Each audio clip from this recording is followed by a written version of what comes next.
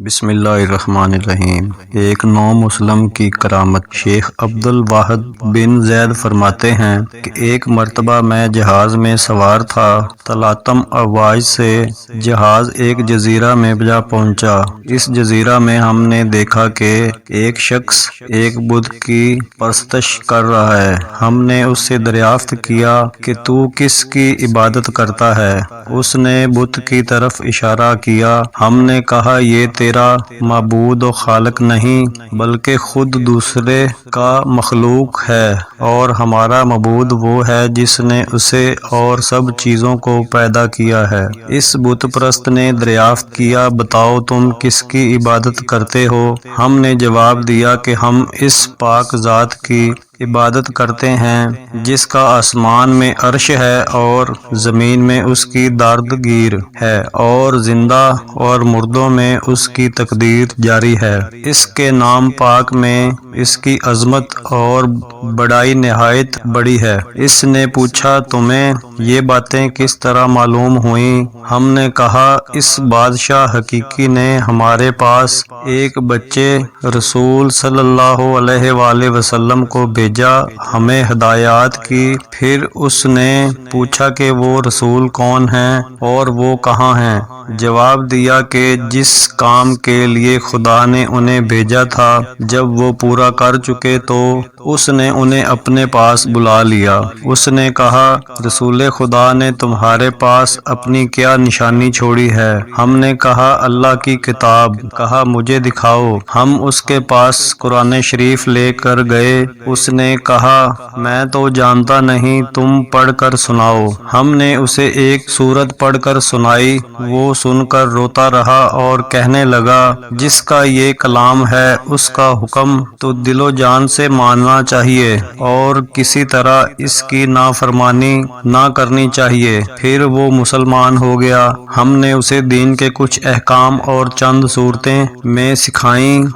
جب رات ہوئی اور ہم سب اپنے اپنے بچھونوں پر لیٹ رہے، وہ بولا بھائیو یہ معبود جس کا تم نے مجھے پتہ اور صفات بتائیں وہ سوتا بھی ہے؟ ہم نے کہا وہ سونے سے پاک ہے، وہ ہمیشہ زندہ قائم ہے۔ اس نے کہا تم کیسے برے بندے ہو کہ تمہارا مولا نہیں ہوتا اور تم سوتے ہو؟ اس کی یہ باتیں سن کر ہمیں بڑی حیرت ہوئی۔ مختصر یہ کہ ہم وہاں چند روز رہے۔ جب وہاں سے کوچ کا ارادہ ہوا اس نے کہا بھائیو مجھے بھی ساتھ لے چلو۔ ہم نے قبول کر لیا۔ چلتے چلتے ہم آبادان پہنچے۔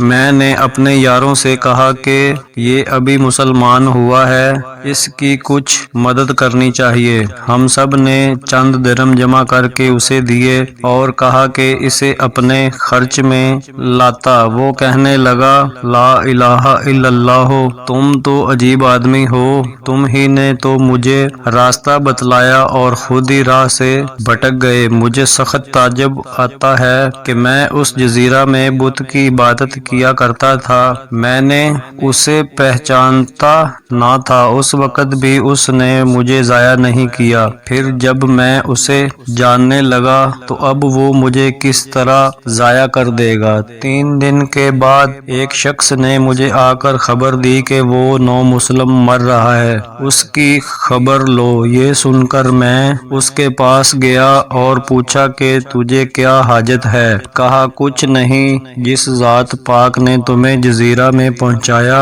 اس نے میری سب حاجتیں پوری کر دیں۔ خواجہ عبد الواحد فرماتے ہیں کہ مجھے وہیں بیٹھے بیٹھے نیند کا غلبہ ہوا اور میں سو گیا۔ کیا دیکھتا ہوں کہ ایک سر و سبز باغ ہے، اس میں ایک کعبہ ہے اور ایک مکلف تخت بچھا ہوا ہے، اس پر ایک نہایت حسین نو عمر عورت جلوہ گر افروز ہے۔ کہتی ہے خدا کے لیے اس نو مسلم کو جلدی بھیجو، مجھے اس کی جدائی میں بڑی بے قراری اور بے صبری ہے۔ اتنے میں میری آنکھ کھلی تو دیکھا وہ سفر آخرت کر چکا تھا۔ میں نے اسے غسل و کفن دے کر دفن کر دیا۔